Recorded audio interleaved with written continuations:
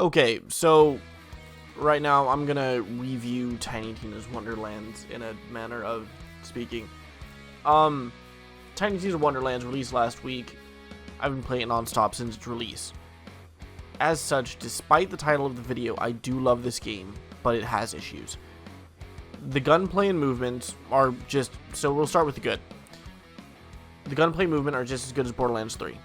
The main story has 2 points where I felt genuinely moved, which is kind of rare for me, so that's pretty decent.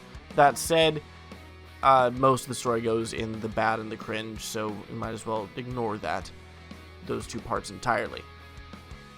The end game is where most of the good comes from. It has an insane amount of randomly generated rooms full of enemies with dozens of mini-bosses and bosses to fight.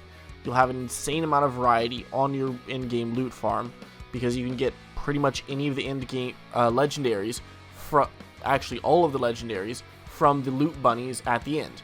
So, wonderful in-game farm, lots of fun. The collectibles, whether it's Lucky Dice, Lost Marbles, Bard Poems, Shrine Pieces, all of them have real, stat value.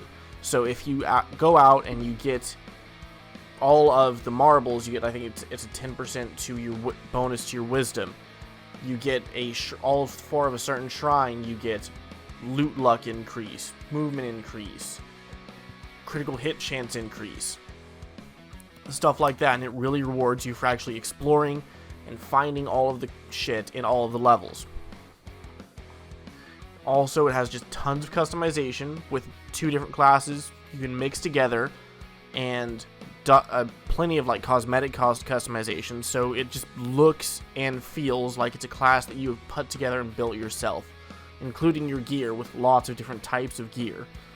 You have rings, amulets, armor, shields, which are wards, melee weapons you can choose, and all of your gun slots as usual, so there's just tons of different stuff you can fiddle with. On top of that, the spells that you can choose as well have massive variety in quest variety. They replace grenades from Borderlands 3, but they're just a massive variety of things you can do, especially some of the quest reward ones. There's one that you summon, that you shoot just fireballs out of your hand, and they bounce off of one target, hit another, and you just keep channeling it and casting tons and tons of bouncing fireballs to just fill a room full of flaming fireballs that bounce everywhere.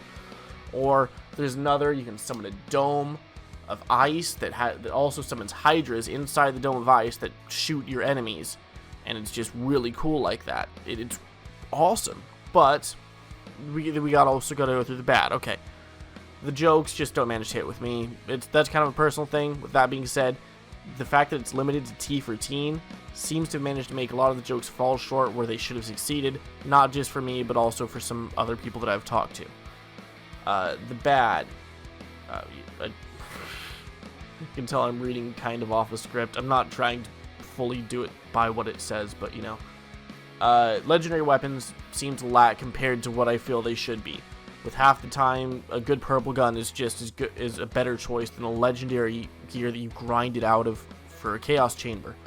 So that's kind of bad, but at the same time, depending on how much you like grinding and how you want the gear to be, maybe you'd put that into good. I'm not really sure, but it's just sometimes, I'll get a purple SMG that is just way better than the legendary SMG I'm using because of the stats on it and the fact that its frost spread pattern is better. Or spells is where it's a lot of them. A frost ice spike is just really freaking good for a spell shot build that wants to cast tons and tons of frost spells, versus any of the legendary spells just kind of don't quite hit that mark.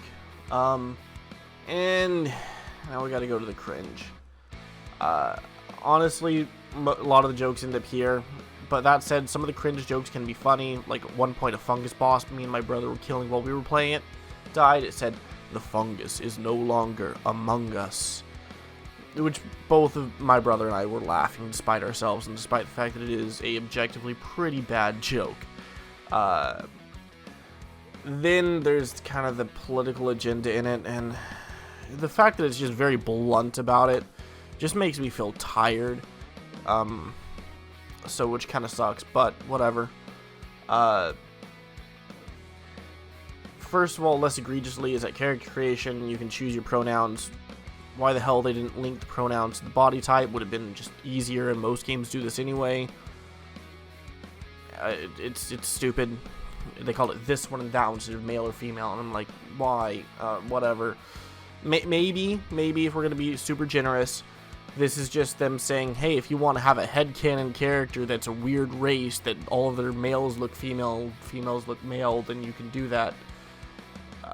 I guess, which, given how much you can customize your face, isn't a horrible thing. It's just still kind of like, it's just a tiring thing that seems to nod towards a certain political agenda.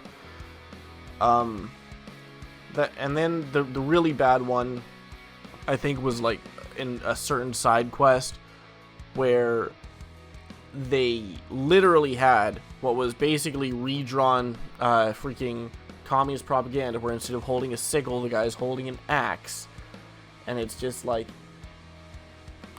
why? And then another in that same quest, one of the characters screams, and you're shoving these posters on places to try to recruit goblins.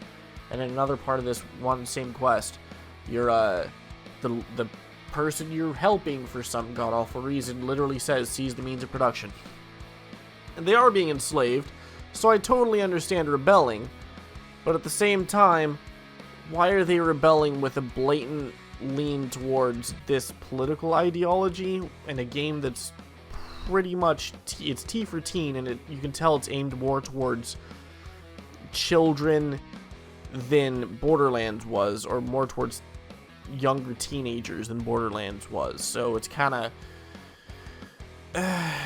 it just feels stupid and bad and ugh. So, but that's just cringy. It's fine. Overall, though, I think the good outweighs the bad and even the cringe, despite how much it does bug me. I'd recommend you play this game, but I'd also recommend you play this game without sound while watching another video on your phone or another monitor. Even the music, because even the music is not great compared to like Borderlands 3's music, which I thought was actually really pretty damn good. So yeah, that's that.